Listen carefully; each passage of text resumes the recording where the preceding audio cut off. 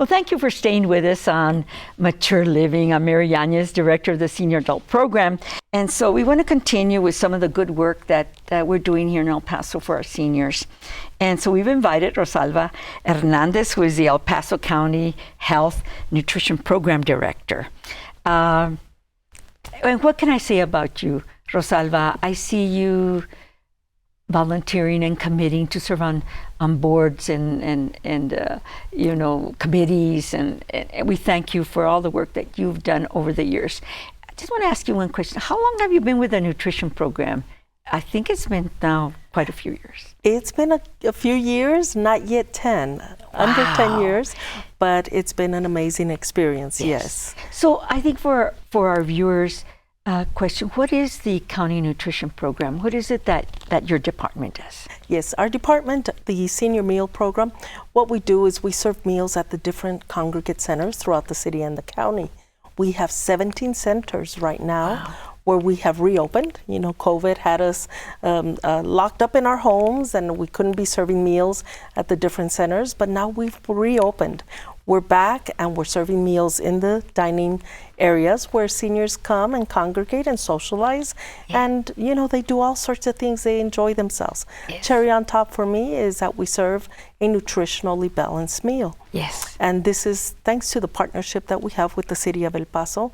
We have 12 centers at the city of El Paso where the meals are served every day, Monday through Friday. Noontime meal, which is 11:30 to 12:30. The serving time.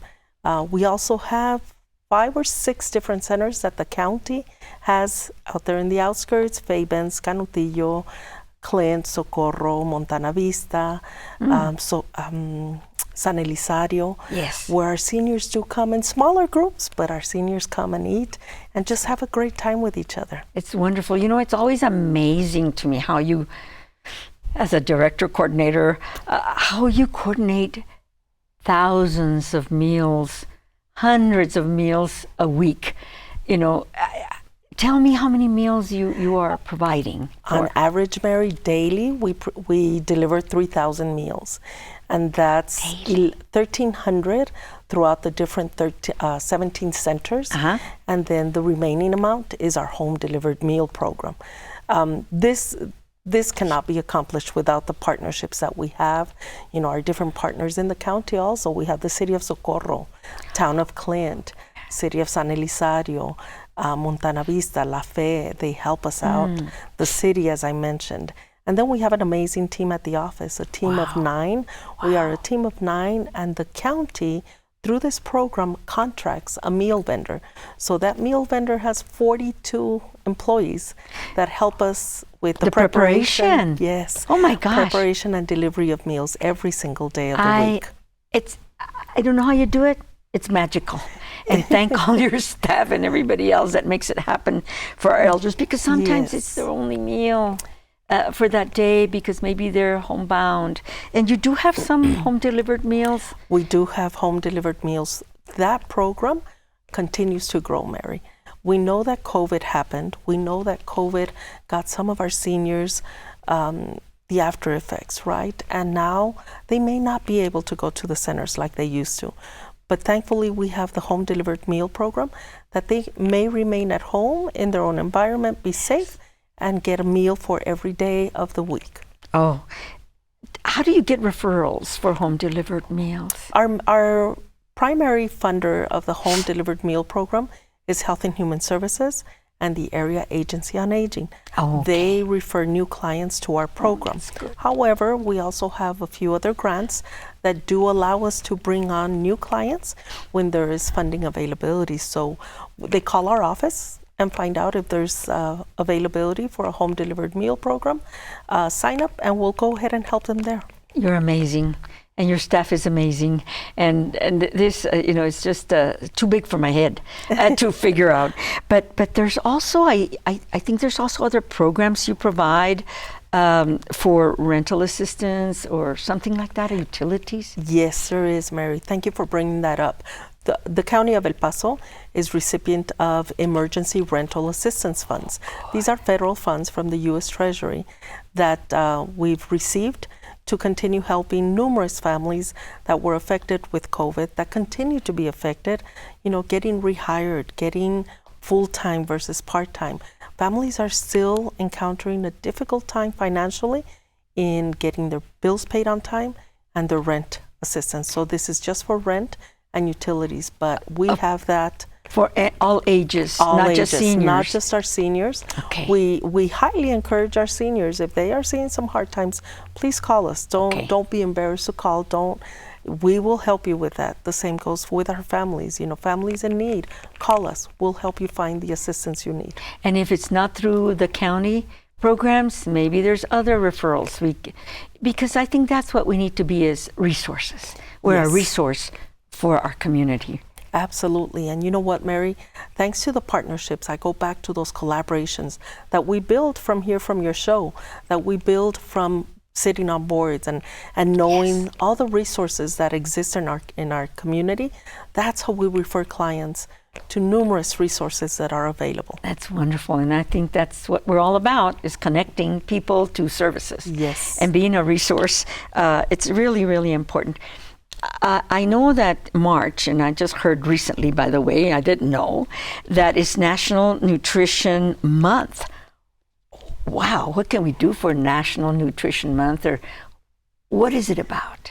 Our National Nutrition Month, of course, it applies to all of us, not just our seniors, right? It applies to all of us. And then I wonder, how do I start? Well, let me start by going into my pantry and removing all the chips that I like to buy for snack time. It's just ensuring that we have a nutritionally balanced meal, not just our seniors. That's what we do through our program.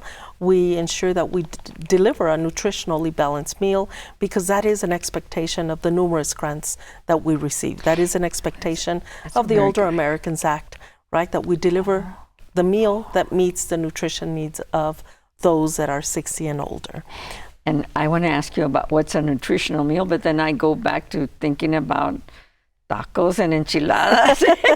And I think about hamburgers, and I think about the little pictures above my head here. All the yummy cravings, right? And, changing. Also, you mentioned cupboard. We also, maybe in this month, it could be that we would promote for everybody to go into your cupboards, especially our elders, get rid of the expired things that are there. I just found one the other day, carnation milk. and I looked at the expiration date. I didn't use it in time. I had to throw it out. And that's one thing we could do for National. That's a good initiative. Maybe we can promote that. Absolutely. Let's go into our cupboards and get rid of expired Open the door. foods. Call it the open the door effort, and let's get all the expired items. So let's do it together we'll do it. For March for 2024. I'll promote it in our senior meal program. Wonderful. I'll promote it. And you can still do that. Uh-huh. We still have enough time this month to promote absolutely. it. Let's get rid of the expired foods in March. It's also National Women's History Month. Yes, it is. So that's also really important. I don't have any other questions, but I do want to ask you, are there any success stories or stories that touch your heart of what you've encountered as you serve our community? Absolutely. Through the nutrition program. Through the nutrition program, we always have a good story to tell when it comes to our home delivered meal program. I can tell you our drivers who deliver the meals, the drivers of the company that we hire to prepare and deliver meals, they become instantaneously a family member of the senior waiting at home to receive their meals. Oh. Oftentimes, we have heard of stories where the driver finds one of our seniors needing emergency medical attention. They call our office, we call the ambulance.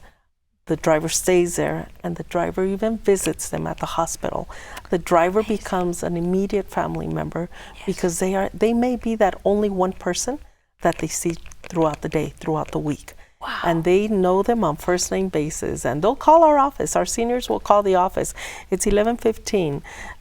He's always here by 11:15. Where is he now? It's 11:30. Sometimes they run late or there's traffic issues. But Mary, I can tell you that our drivers on occasion have saved lives because of this delivery that they have on a daily basis with the senior. There is another program in town that does deliver meals to their home. but they don't have this personal Oh, delivery. my goodness. They drop off the meals on the front entrance, and They they leave. leave. They're packed in dry ice. They're meals for an amount of a week to 2 weeks, but they don't knock on that door and make sure that Mary is the one opening up the door and receiving that her she's meals. okay. Yes, That individual. that welfare check that is conducted when they That deliver a meal, personita. it's the best, and that's where our good stories come from. I'm thinking also of seniors that are, in mature years, lost their spouse who used to do the cooking, and now he's alone in the house without his spouse, and now he's got to rely on this meal that comes. Yes. And they put it in the refrigerator for a certain number of days. Absolutely, yes. And we have to remind them too. Make sure you eat them. Don't forget them in your refrigerator, right? But you know what, Mary? More importantly, this meal can avoid premature institutionalization for someone who is possibly just needing a meal to take their medication for their ailments that they have. If it wasn't for this meal, where would they be? In a nursing home, when they really could have avoided it by being home and getting their daily So meal. it keeps them in the community. And that's Absolutely. where I think most of our seniors, when they say, where do you want to live? What is your first preference? At home. At home. At home. I've lived in this home. I know every step of the house, and this They is know where everything's familiar to at. me. I've got my pictures. I've got everything, all my memories here. And being displaced is not a welcoming thought. Absolutely not. And if they can receive this meal to stay at home, why not? Well, I think it's time to give information about, and you've mentioned already a phone number before, Rosalva Hernandez, who's the El Paso County Health Nutrition Program Director, Coordinator. I'll call her all kinds of names, but she's my friend. So it's so good to know that you're coordinating this wonderful program. Let's give that phone number, an email, or however they can contact you. Absolutely. For the nutrition program, for the senior meal program, let's do 915-546-8167. Okay. We're open Monday through Friday. You can call as early as 8 o'clock through 5 o'clock in the afternoon. If we don't answer, leave us a message. You will get a call the following day. Yes. Do you have an email that you can use? We have an email, Mary, but it's a program-wide, and we don't like to miss any emails, so the phone calls work perfect for us. Yes. Okay. Leave a message and you'll get back Absolutely. to them. Well, thank you for being with us. It's, we've got an idea for the National Nutrition Month every March. We'll clean out our cupboards. Because you mentioned cupboards. My cupboard, my food cupboard. Clean out for snacks that you don't need also, right? That's it. That's it. Eat healthy. Thank you so much for being here, and we'll see you soon. Thank you. Okay. Thank you. Okay.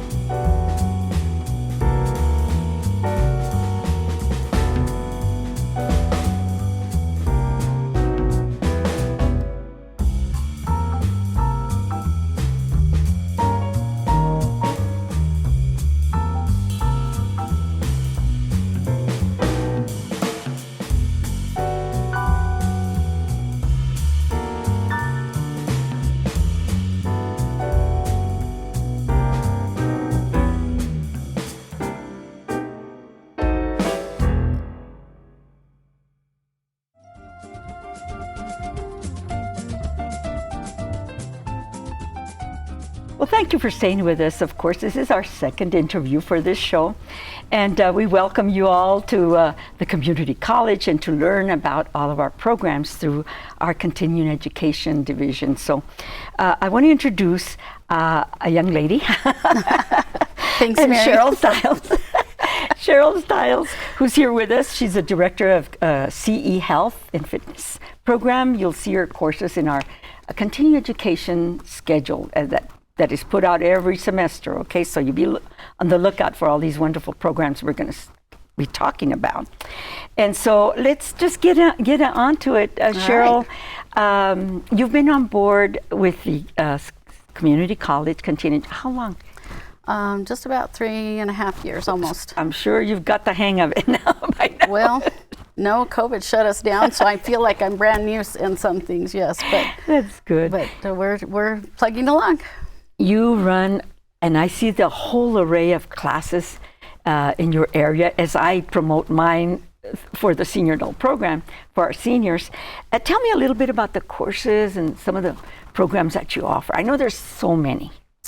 Well, basically what Continuing Ed Health does is any health-related program or course that doesn't require an actual degree, but requires certification or licensure, then that comes under us. So we have things like phlebotomy, donor phlebotomy tech, nurse assisting, medication aid, patient care tech, EKG tech, and then of course we do all the first aid and CPR classes for all the health and community needs. Wonderful. And then we have a whole schedule of health, wellness and fitness classes that people can go to. And I've seen, what have I seen? Zumba? What do you have? I don't know. Oh, we have Zumba. Our brand new one is belly dancing, which I'm in, and it's wonderful. And we have, like I said, the different kinds of yoga. We have, coming up, I've hired a new instructor to do those classes in Spanish. Wonderful. So that's going to be wonderful. That was my next question. I wanted to ask you, because many times we get calls, do you have any courses in Spanish? Right. But you do all.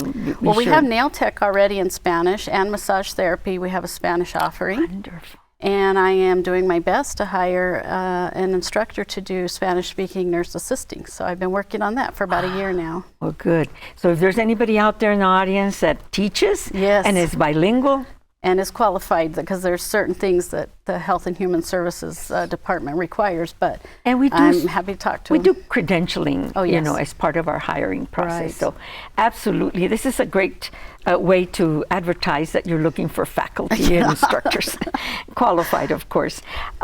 So, viability and relevance is really important when we design and are offering courses, right? Tell me your thoughts about that. Well, we have to be able to meet community needs. Okay. And if we're offering something that's outdated or no longer being needed or nobody's hiring for it, then we're not doing anybody any service. So we try to be very relevant.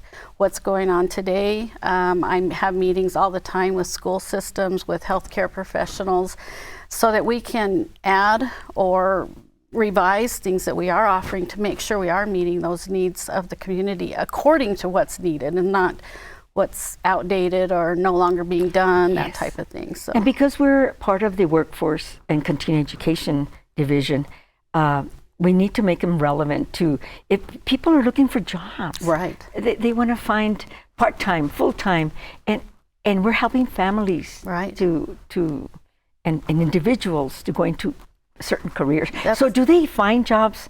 Do we help them to? Definitely. How do you work with them? We have a very, I don't know, the word robust seems ridiculously overused these days, but we have a good network of people that are constantly coming to me and saying, do you have a CNA? Do you have a phlebotomist? Do you have a, and what I do is I turn around then and pull up past courses and send those students the information for the hiring. And we try as much as we can to pass on that information. But the great thing about continuing ed health programs is they don't have to go through 2 years of prerequisites, then 2 years of a program, then go look for a job. Phlebotomy is 1 semester. And they can get out making a living wage at the end, and the demand is great.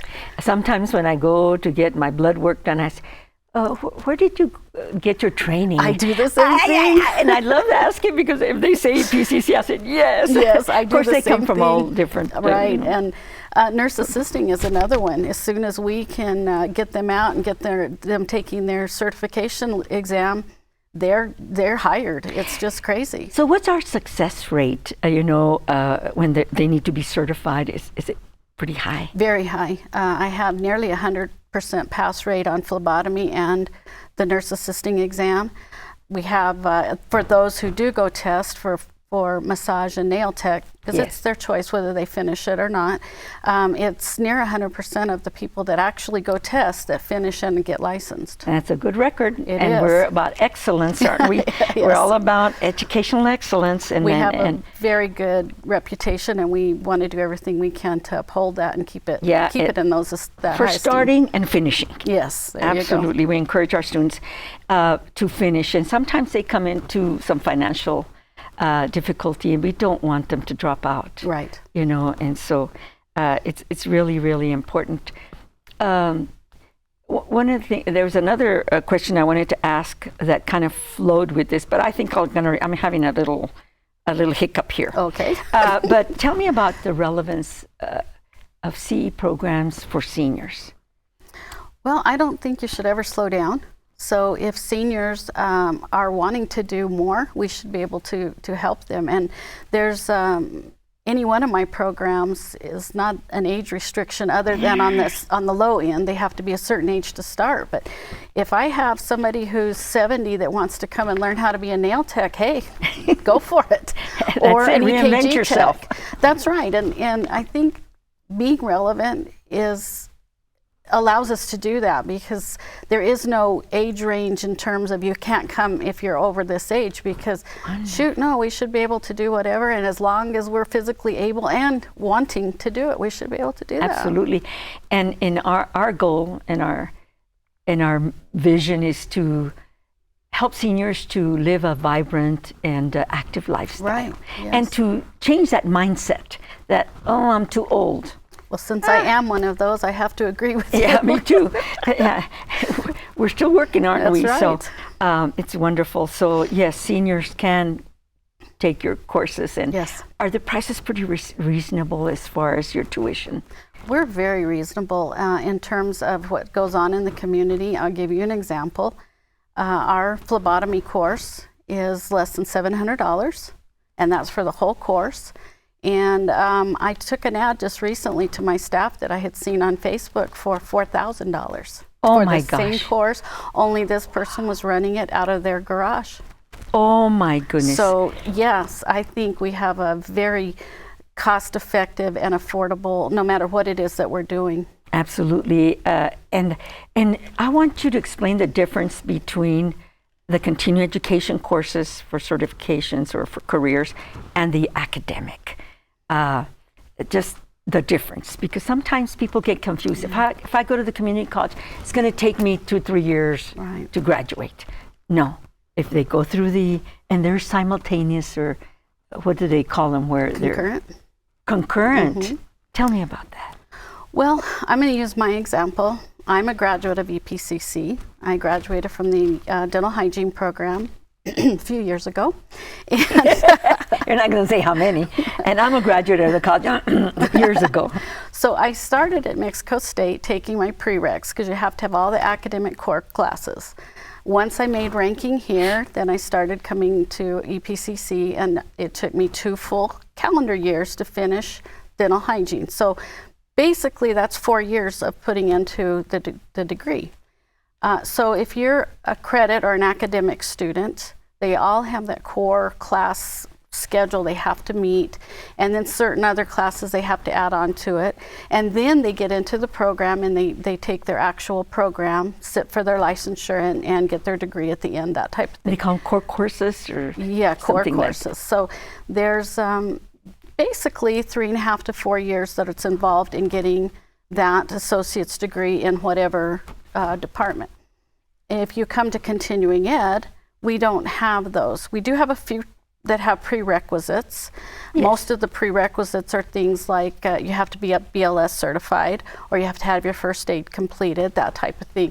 But they go right into the coursework. good. They finish. The only courses that we have that are longer than a semester are our nail tech and our massage therapy. However, come fall, we have rearranged nail tech where we can finish it in 1 semester. So It's even so for that, good. it's the amount of time spent to get where you can become a wage earner and enter the taxpayer base is very short compared to getting a full degree and going that route. Nothing wrong with that route. but some people can't wait that long. That's right. And that is so important. You know, for seniors that are watching, they have daughters and sons, That's and, right. and that's why we need to do the outreach to them, because they may not know. And you know, they are encouraged, and sometimes they're the ones that pay for that tuition for their son or Correct. daughter if they need to move on with a career or change careers. You got that There's one also an true. opportunity, and I have to say this before I forget, is an opportunity for them to come to the nail tech program, the cosmetology program, the massage therapy, to get services. So Yes. tell me about that. We have internships ongoing. They happen throughout the year depending on when a class is graduating. So in nail tech, you can get your nails done, you can get a pedi done, you can get paraffin wax, you can get all of them together if you choose. And massage therapy, we have a whole menu from Swedish massage to hydrotherapy to aromatherapy, all types of on our whole menu, and all of it is available through our storefront. We made it as easy as we can for people. They just have to go to the EPCC website and go to the storefront. They can pick from what they want, pay for it, make an appointment, and come in. So right now we have, in the next couple of weeks, we have massage therapy internship Graduates, starting. And these are And the students that are kind of finishing. That's their last class. Yes. That's their culmination of everything they put together. And in order to be licensed with the state of Texas, they have to complete so many hours and so many massages, and it's all recorded, it's all listed, and that goes in with them to actually get So their when we make an exam date. appointment for massage or for our nails or for a manicure, pedicure, we're helping the students. We're helping the students, and we're helping the college, and we're helping the community because they're getting affordable services. As long as they understand that it's a student providing them, then we can just go right forward with it. And we have so many people that are just so thrilled when they get it done. And I have not, in my time of being here, had anybody come back and say that it wasn't a good service. So to me, Wonderful that's students. pretty great. Yes. And these are the students who are graduating from yes, these programs. this is their capstone. And I just had a student come to my office to visit a senior, and she had just come from the nail tech program. She had had her nails done, and she was like, I had my nails done right here at the college. And I go, wow, that's wonderful. How much did you pay for that? Like $100? Like, no, it was $20. You know, just, oh my Very God. affordable. Yeah, very affordable. And we hear about the good programs. That's why I want to promote.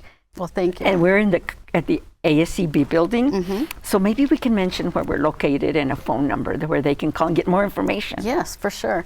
We have 2 ways to contact us. Our department email is cehealthprograms@epcc.edu. And 2 numbers you can call is 915-831-7831 or 7820. Both of those will get you to my staff. And you can't go wrong with my staff. They're And they'll the best. direct anybody that's our audience, our viewers, Yes. where to go for the different programs Yes. that you offer. Thank you for being with us. I'm Oh, thank always you. promoting our college, no matter where, Right. what door you walk through, and that's the idea. Yes. And thank the community college for offering these wonderful classes and having directors like you and I that work so hard to make That's sure that true. we provide the educational services that our community needs. Well, thank you, Mary. Thank you for being with us. Well, thank you. And we'll see you all next week. That's our last interview for today. And we hope you have a great, great weekend.